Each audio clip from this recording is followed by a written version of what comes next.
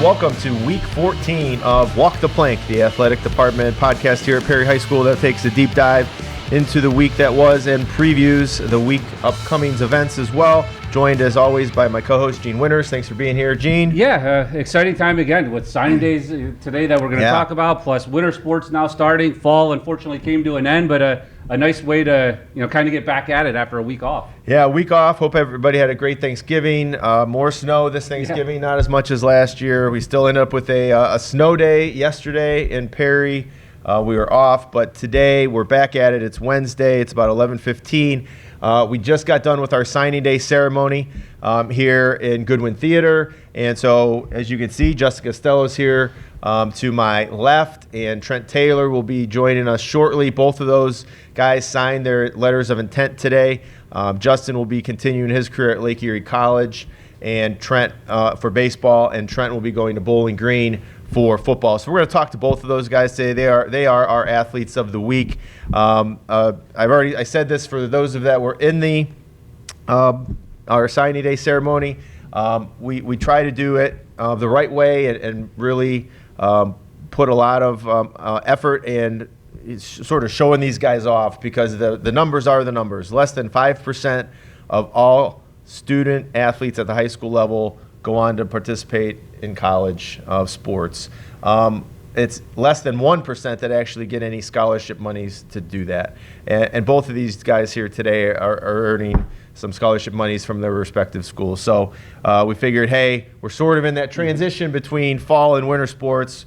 We haven't had a whole lot of action on the winter side, but we're going to have Justin and Trent on here today. So we'll start with Justin. Justin, congratulations, first of all. Thank you. Signing to Lake Erie. If you watch the podcast on a weekly basis, you'll remember Justin was here with us in week 7 as an athlete of the week for our football team. So he is a multi-sport guy here for us at Perry High School.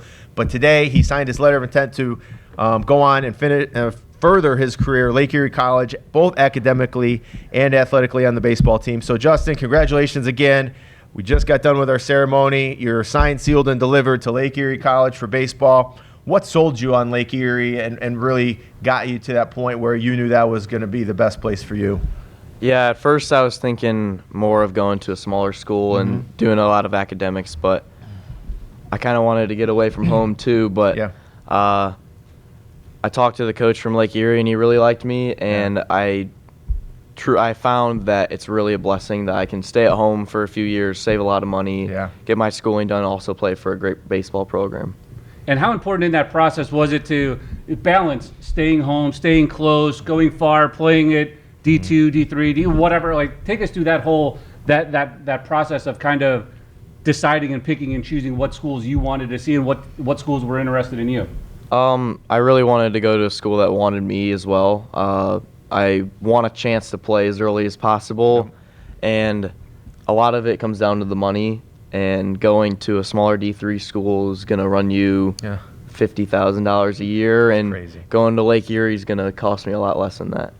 That's a great thing. It's a great way to look at it for anybody, any parent or any student athlete or any student going through looking at schools. The price tag can be overwhelming for sure. So I think it's a great decision. What other schools did you look at? Did you do a lot of college visiting? I know some kids just go to one or two and they feel like they found their place. How many did you actually get out there and take a look at or talk to?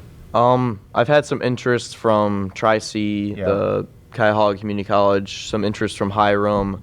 I wanted to go to Marietta or Mountain Union, but it was really Lake Erie that gave me like the offer first. Yeah. And going to Lake Erie, seeing the facilities, what kind of sold you with that? I mean, I've drove past it a bazillion times, never went inside. What was it about the campus, the atmosphere that kind of helped make that decision? I love that it's a great walking campus. It is. It takes Beautiful. about 15 minutes to get from one side to the other. The class sizes are small, which I like too. Yep. You really get like one-on-one learning with the teacher, and you get to really make those connections. And I actually did a CCP class about 2 years ago there, so I was already pretty familiar with it. And it's a really historic college. Like, the buildings are pretty old, and it's really cool to be there. And you've mentioned academics a couple of times now. What are you pursuing when you get there? I'm going to major in biology, and I hope to become an occupational therapist. Awesome. Great field to get into Yeah. for sure. So have you guys talked about switching over from the academic side? Have you talked with a coach what position they're looking at for you there? Sometimes when you transition from high school to college, you know, they're looking for different things. What have you played your entire career in baseball? Have you moved around, and do they have any ideas for you at Lake Erie yet? I played pretty much my entire career playing infield, second, short, and third. Okay. And I don't think I ever played outfield until this past summer with my travel team. Yeah. And the coach is fully set on me playing outfield. Okay. I'm like a outfield / athlete. Okay. So I would love to play infield. Yeah. But whatever gets me on the field, I'm playing. Absolutely. Are you going to play outfield for Coach Platt this year, or are you going to kind I of don't- move yourself in and out? It's all up to him. I'm Yeah. pretty flexible. I think I can play every position on the field besides probably catcher, but it's really up to him wherever he needs me or whatever's best for the team. Well, it's an awesome perspective, and it's really awesome that you have that flexibility. You look at it in the major leagues, and those guys are extremely valuable to their teams. Where you can, hey, you know, our third baseman's down today. Justin, go play third. Maybe you're the right fielder, left fielder, whatever. I think that flexibility is going to serve you very well at the next level. Let's continue to talk about our baseball team. We'll rehash our football season as well here, but looking ahead to the spring, I know Coach Platt called me yesterday. We had our snow day. Is it okay if we still have our hitting practice and things like that? So you guys are actually at it, right? You've only been out of football for a week or so, 10 days maybe, and now you're hitting the ground running. You're off-season training for baseball. What does our team look like this year? It changes every year, obviously, based on our senior class. We've always said across all of our sports that sort of leads each of our programs, obviously. But, you know, 2 years ago we make a run to the regional final. Last year we get upset, you know, at home by Girard, who ended up making a deep run as well. So what is on the table for the Pirates this coming spring? Yeah, we lost a lot of guys. I think we had one of our biggest baseball senior classes in a while, Yeah. and we had, I think, 4 guys that went on to play college, 3 Yep. of them playing college baseball, 1 D1. We're losing 4 all-Ohio guys, and, you know, there's a lot of big shoes to fill, but we have some really good sophomore, junior, senior classes that I think that can fill the role. We're gonna be another small ball team. We don't have. Maybe Trent can hit some home runs, but I don't know if anybody else. Maybe Carter Crowfoot could pop a few out, but we're going to be, you know, not swinging for the fences, but more doubles, singles, triples, and stealing bags. Awesome. And do you like that kind of game? I mean, personally, for me, I like the small ball aspect of it instead of just trying to rely on a 2 or 3 run homer to keep you in a game. Do you enjoy playing that kind of style? That's basically my entire style. So yeah, I love it. The thing is, like, you swing for the fences, it's probably going to get caught by one of the outfielders if it doesn't make it there. Yeah. Hitting a ground ball through the middle is even better than, you know, putting one out. Sometimes it gets the momentum going. You get a few singles, few stolen bags, maybe an error, and you have the same amount of runs as a home run. Yeah, you get a big inning that way. So, all right, well, best of luck as you start transitioning into that baseball side of things here. Just really our first opportunity just yesterday. So, Justin, when did you start playing baseball, and when did you really fall in love with the game that, you know, ultimately you had to make a decision on what you wanted to concentrate on collegiately? Not many people play 2 sports. So when did you fall in love with the game? When did you start playing? And when did you know you wanted to continue playing? I think I've been playing since around 5 or 6 years old, and I have a weird birthday, so I'm pretty young. So I always played up. I think I was a 5-year-old playing on the 8U team, and then, you know, I was always like 1 year behind. Like, I'm playing on an 18U team, but I'll still be 17. Okay. So I think that playing up really got me to where I am, and I think I fell in love in about 5th grade. I was always, you know, my favorite sport was whatever I was playing, but once I got to there, it was I'm a baseball player playing basketball. I'm a baseball player playing football. Right. And then once I got to high school, I stopped playing basketball, and I think having those winters to go to practice really got me a jump start. And that's interesting too, because obviously older generations, baseball was always, America's pastime, the number one sport. And then obviously you being born in the 2000s, it's always football, basketball, now even soccer. So to have someone in this newer generation still love the game that people think's too slow or whatever the outcome is, it's nice to see and hear. And baseball is my favorite as well. So it's nice to have someone that truly loves the game and the sport to continue or be able to continue on and keep going. And that kind of gets into the next part of it. Like, was there ever a time where you wanted to get away from baseball? Or I mean, it seems like that the passion has always been there. There was no like, I'm going to go and just be a football player. I'm going to go and be basketball now. And baseball kind of seemed like it was always your number one. I think baseball is always my number one, but usually once guys get to high school, it's if they're playing 3 sports and one of them is baseball, they drop that. So the competition gets a lot better, and I like competing. Mm-hmm. And that's mostly it. And again, multi-sport athlete for us here. Just as we've said, finished up football. We'll transition into this baseball senior season. Let's just wrap up. We'll put a bow on the football season. Justin, you guys as a senior class, I couldn't be more proud of you for what you've accomplished. I don't think at the beginning of the year, guys at the barbershop probably gave us much of a shot to make the Elite Eight again, and yet here we are, 8-2 with a very close loss. Could have been 9-1, very close loss to Chardon. Tough loss to Kirtland, but they're playing on Friday again. So obviously one of the best programs in the state of Ohio. And we dominated the second half of our season. We're CVC champs, and then we make a deep run again. How was the season? Just give us your overall perspective. Obviously you were here 7 weeks ago, right at sort of that midway point of the season. Just talk about the season a little bit for us and what your feelings are. Proud of your fellow seniors and your team for accomplishing this, and obviously came to an end against the Glenville Tarblooders, but again, they're playing on Friday too in the state championship game. Yeah, I think that we wrote everyone off. I actually experienced that at home, after those scrimmages. It's like, are you guys gonna make the playoffs? Yeah. And I think that we totally exceeded our expectations. Yeah. We had those first 5 weeks that were one of the hardest stretches that we've had in a while. Absolutely. As a senior class, I think that we really stepped up. We didn't have as many people as the last senior classes have, and we didn't have as much starters coming into the season, but we really made our impact. 4 out of the 5 of our linemen were seniors. Right. We have 3 senior receivers, a bunch of guys on defense. Mostly every senior made an impact on the team. Absolutely. Yeah, again, just couldn't be more proud. I think that's very well said. I mean, obviously would have loved to be playing here this weekend or played over Thanksgiving, but there was a point in the season where we were sitting at 3-2 and people, or 2-2, people are like, oh, what's going on, and we knew behind the scenes, stay the course, do what we need to do, and we'd be fine. And you guys, not to make it sound easy, because it's not, but you guys really worked hard and pushed yourselves, and again, yet again, a 4th year in a row into the Elite Eight and back-to-back CVC champs. So congratulations on a great season year on the football field.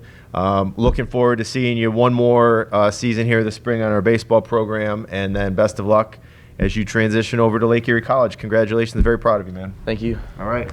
Thanks for All having right. me on. Thank you. Justin Castillo. Thank you. Football, baseball guy for us here at Perry High School. Oh, Justin, you get another. Yeah. See, look at that. Look at that. The DQ free meal deal plus a blizzard.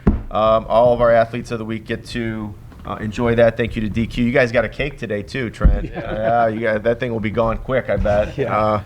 In the Taylor house, if you even get a piece, your little brother might take it all. No doubt. All right, as you can see here, I'm joined by Trent Taylor. He is Trent, we'll just give you that, get it out of the way. Thanks. Again, committed and signed, sealed, delivered to Bowling Green to play football for Eddie George and the Falcons. Congratulations on that accomplishment. We don't try to say it in the theater, try to say it at the beginning of the pod here, we really want to promote this and give the credit that is due to you guys, because again, less than 5% play, less than 1% get money, less than 1% go on to D1, and that's what you've accomplished here. You're going to Division I to play college football. I know that's been a goal of yours. Let's just talk, again, same as Justin, let's talk through the process. We just got done with signing day a matter of minutes ago. What sold you on Bowling Green that eventually got you to sign with the Falcons this morning? Yeah, I mean, there's a lot of things that factored into my decision. One of them being the coaching change they went through, the staff they brought in. I felt confident with that decision. They kept their past tight end coach as a special teams coordinator, so I've had a connection with him. We went down there a couple of times, felt the game day. It just felt right. Felt like I had to do that because it felt like home. It felt like Perry pretty much. It's not super big. It's not super small either. It felt just right. Okay. Awesome. Was there any doubt of, once the coaching change happened, of potentially opening it up again and trying to go somewhere else? Or was it, you know what, I liked everything here, Eddie George, the whole, what was brought together? I know you mentioned. It took some time. I mean, I had a decent amount of other offers too that I was looking through, and when that coaching change happened, I definitely may have fell away a little bit. But once I got that connection again with the new staff, it started to dial it down to more. It was Toledo, Bowling Green, and then took my official visit, and it felt right. And so what other places, just like Justin, I know he mentioned a couple of colleges, where else did your trek take you? What other schools did you go visit or talk to? I like Coach Gustowicz said in the ceremony today, there were a lot of people that had an interest in Trent Taylor. So where else did you look before ultimately deciding on Bowling Green? Yeah, I was looking Toledo, Bowling Green, Miami, Ohio, App State, Memphis, James Madison at one point. So it was just mostly MAC and then Sun Belt Conference too. Right. But MAC felt like it was right. Right. Were all the schools recruiting you for tight end, or were there some that might have flipped you to the other side? Yeah, it's been talked about for both sides because I play actually more defense than offense in high school.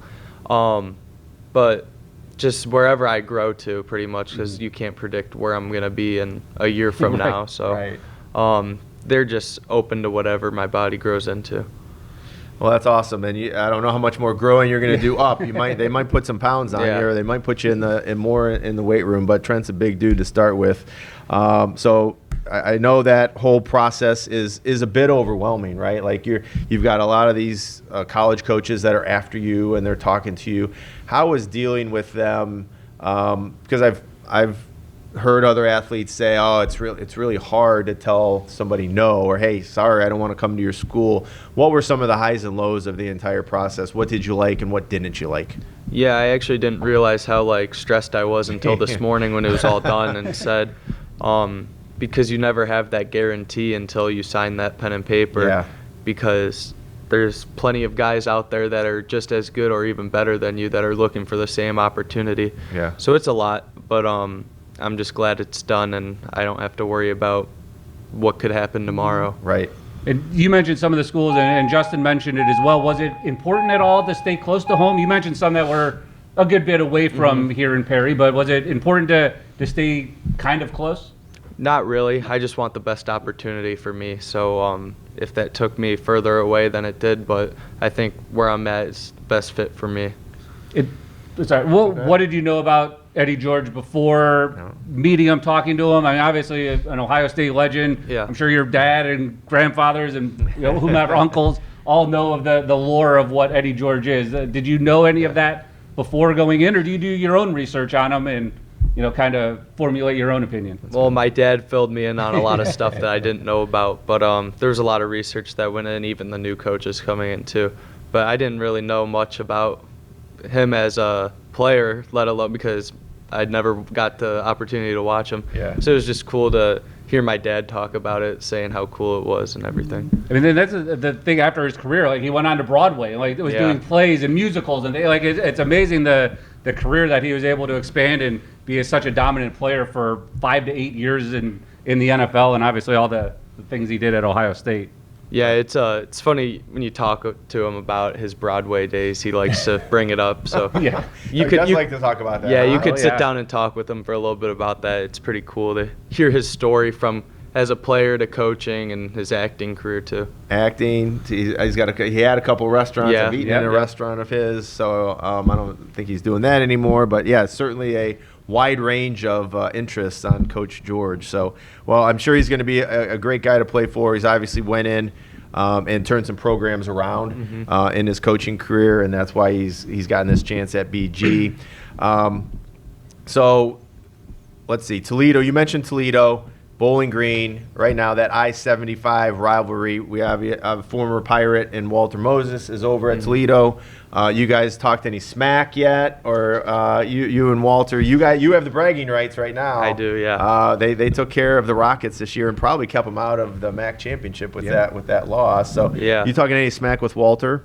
It was just a screenshot that was Okay. sent over after the game. That's pretty much it. That was it, Right now, okay. he has some bragging rights with where they stand in the MAC. But, Yeah. But that game is more important, they like to say. So it was Yeah. just a screenshot that got sent over. Okay, that's good. I like it, and then they get to go to a bowl game this year, and Yep. I know they're waiting to see where they're going to end up. They don't get to play in the MAC championship, but they're going to go bowling here. They'll announce that on Sunday, so it'll be fun to watch the two of you. We can sort of kill two birds with one stone when you go to the BG Toledo game every year, seeing some former Pirates on the field. So let's just wrap up. Just like Justin here, our season here at Perry, and thankfully you've got more athletic things to come here for Perry High School before we let you walk across that stage, graduate. But let's just put a bow on that season, get your perspective on everything that went into it. Again, at one point sitting at 3-2, and I actually saw an email saying, I wonder if we're going to make the playoffs. I think Justin meant. And then you guys, rip off 5 in a row and make a deep run again, Elite Eight. Just what's your perspective on the season, Trent? Yeah, Justin said it perfect. There was a lot of people that wrote our season Yeah. off before it even started. Sure, without a doubt. We just had to focus on ourselves and play our own game, and I think we did that very well. I mean, the Chardon loss, it's pretty much a one play, finished it off there. So, I mean, we're right there, but we just had to focus on ourselves, and we did that real good at the end of the season. And having those past experiences, did that kind of help you, like as a senior this year, kind of calm everybody down or get everyone, I don't want to say refocused, but kind of staying on that path of, you know what, block out the outside noise, we'll be fine and able to get to our ultimate goal? Yeah, I think our team didn't really have much worry. I think they just know that we have to execute at a high level, and they all did that very well. There wasn't many that have made a deep playoff run before because we're a super young team. But they're going to have a great year next year and years to come because they're just ready to dominate at whatever level they have to. Well, I know, again, great senior leadership typically leads to greatness on the field, on and off the field. And you guys, the entire senior class did a fantastic job sort of taking those reins and saying, hey, this isn't going to happen on our watch. No team wants to be the first team not to make the playoffs or not to beat Madison, which at some point that's going to happen as a footnote to everybody. Like some Perry team will lose again to Madison one day. Hopefully it's not soon, but it will happen. But you really, I think you guys, again, the work ethic and the leadership behind the scenes was really evident with this team, and you guys put in the time and the effort, and we ended up, ultimately 10-3 and what is that what? Yeah, we won 2. Yeah, 10, we got a bye. We were the number 1 seed in our thing, and again, I think at week 5 there were certainly some questions. So congratulations on that. What's next for you, Trent? Obviously we've talked to you and Justin get to play some baseball together this spring. What else is on the agenda for you here before you graduate? Yeah, I'm in wrestling now. Just started that Monday. Took a little break from football to that. Got to have that. Hopefully we can make another wrestling run as a team, and then got some high individual goals for the season as well. All right. And again, just kind of piggyback off that, I mean, you made the run last year in wrestling. I mean, the ultimate goal, I'm guessing, is to come out a state champion and close out your your senior year that way? Yeah, I think that's every wrestler's goal is to win a state Yeah. championship. Yeah. But just to be down there was so much fun. Spend another weekend with the guys, and Yeah. we're just ready for that. And I know we've got a deep, I was talking a little bit of, over the weekend with some people. I think our lineup, there's no public school that has a 1 through 14 every single weight class where you have a stud. But I think we're a formidable dual team as well. And I know that's going to be one of our team goals is to get back down to the state duels in Columbus again this season. So. Trent, we're ready to watch you wrestle. We're ready to watch you play some baseball, and then we're ready to watch you at the next level once you graduate at Bowling Green. So congratulations on a fantastic career, and we wish you nothing but the best. Thank you. All right. I appreciate Yep. it, guys. Thank you. Yep. All right, Trent Taylor, Justin Costello, signed, sealed, and delivered once again off to their respective schools. Justin for baseball at Lake Erie, and Trent over to Bowling Green for some football. So exciting. I'm excited for those guys. They've been great Perry Pirates and great role models for all of our younger kids to watch and emulate. And again, beating a dead horse, but wish them nothing but the best and excited to watch their progress at the next level. And from an athletic director standpoint, obviously we talked about signing day, and the event happened before we started recording this podcast. But Yeah. take us through the preparation, what goes into setting that up. I mean, you're inviting friends and family. Yep. They're getting to hear. They're on the stage. Coaches are talking. Like, take us through that whole. Well, process. the first thing is the NCAA changes stuff every year Right. on us. All right, so like they change the way they do the football playoffs. Well, they also change their signing days, and as you can see, not to get too far off topic here, but like the whole Lane Kiffin saga, leaving his team, who's going to be a top 5 or 6 team in the country, leaving them for another coaching job. So they're talking about changing the portal again, which will change signing day again. So, it used to be almost right before Christmas. It was like December 18th through 20th. Well, now it's 2 weeks earlier because they do their portal stuff and things they wanted to give. It was a good move, but it's always changing. It's ever changing. And so, number one, making sure you've got the right dates from the NCAA when these guys can actually sign is number one. And then, I rely heavily on Ashley Guestwich and Mindy Allen. They're both great to have in the athletic department, and, they help set up the stage today. We get the curtain down here. We communicate. Dairy Queen again sponsors our signing days with cakes for the athletes that are signing. Just communicating with the parents, making sure they have their decorations that they want on stage, and obviously these two signed together. They wanted to sign together. So it was cool that they got to experience that. So just all of those, it's just communicating, making sure everybody's ready to go, and that they have their paperwork, and then we've got a form for them to sign up on our table, and it's a process. But again, it's certainly well worth it. Yeah. It's something that we want to do. We do have, as a footnote to that, we have 2 more opportunities for signing day for our seniors this year. One will be that first Wednesday in February 3rd, and then we've got a date in April, which will pretty much clean up anybody who hasn't decided by February, because February is still early, Right. For a lot of kids, especially the ones that are going to go to play D3, and those may not have a decision by early February. So we offer the April, a Wednesday in April for those to sign. So more of a commitment day there. We all know, most of those kids, all those kids D3 wise aren't getting, athletic monies per se. They're probably getting some help. Maybe the college really wants them, and they're gonna work with them on the academic side of things and offer them things that way. But no formal athletic scholarship. But they're still probably getting some help behind the scenes if the school really wants them. And so that commitment day will take place in April for our last signing event of the year. Yeah, I remember that first Wednesday of February. For all the days when I used to work and have to book, like that was always the day. It used to be the only one. Yeah, it used to be that was like the day, right? Yeah, right. Yeah, right.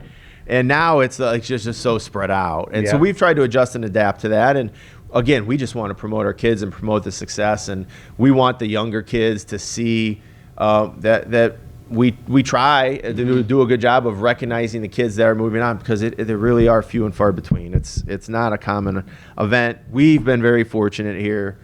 We have great families. We have great kids that work their tails off. We have great coaches that help them get there. But at the end of the day, it's the athletes that have to make these tough decisions and put in the work. And do I really want to do this type of, I'm sure every athlete has had that thought go through their mind. Do I really want to do this? And these two today, and countless ones we've honored here at Perry High School, we've been very fortunate to have some really high levels of success of sending kids on to the next level. And with Trent and Justin, we put a wrap on the fall season with football. Now on to winter sports season. Let's start with girls basketball. They already have 2 games under their belt. Had a snow out yesterday, but they're back in action on Friday.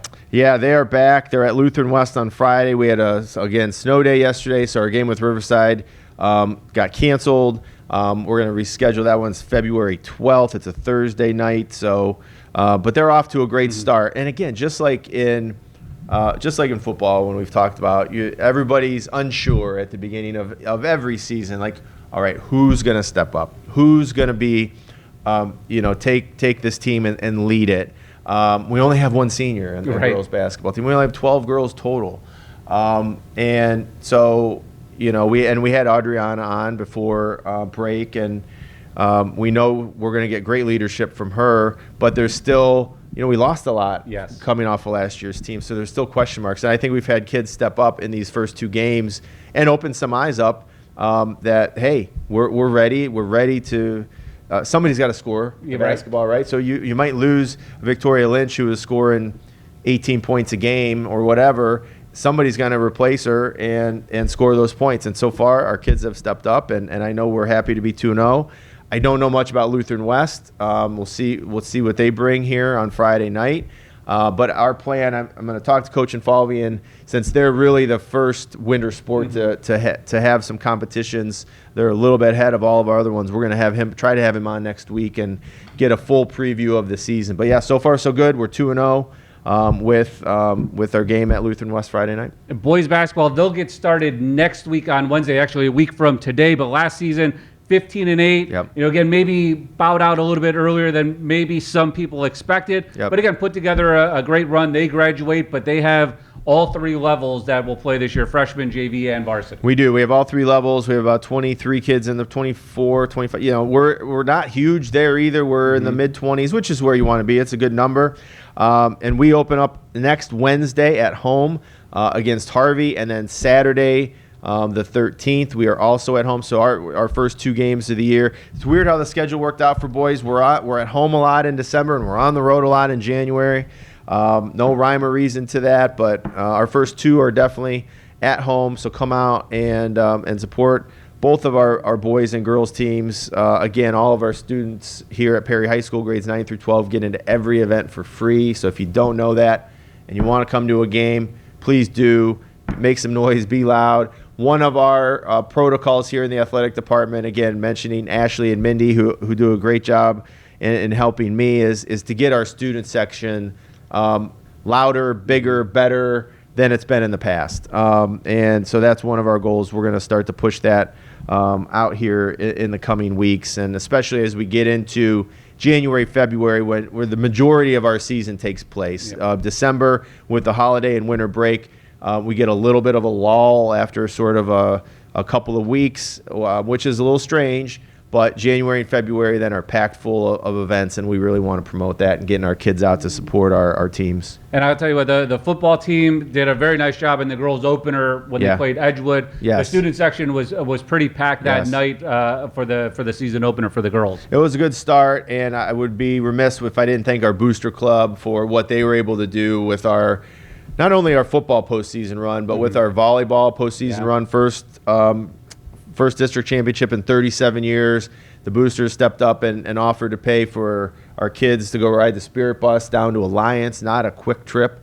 And we had about 50 kids on that bus, and it was a fantastic night. It didn't go our way. We lost to Holy Name in 4, but they did a great job supporting that team. And then same with football. We were able to do Spirit buses for our our game at Ravenna against Glenville, and we end up with about 50 kids on that bus as well, supporting our team. So hats off to the boosters. They take care of a lot of that behind the scenes things that no one really knows about. And, we have a new scores table that's on order.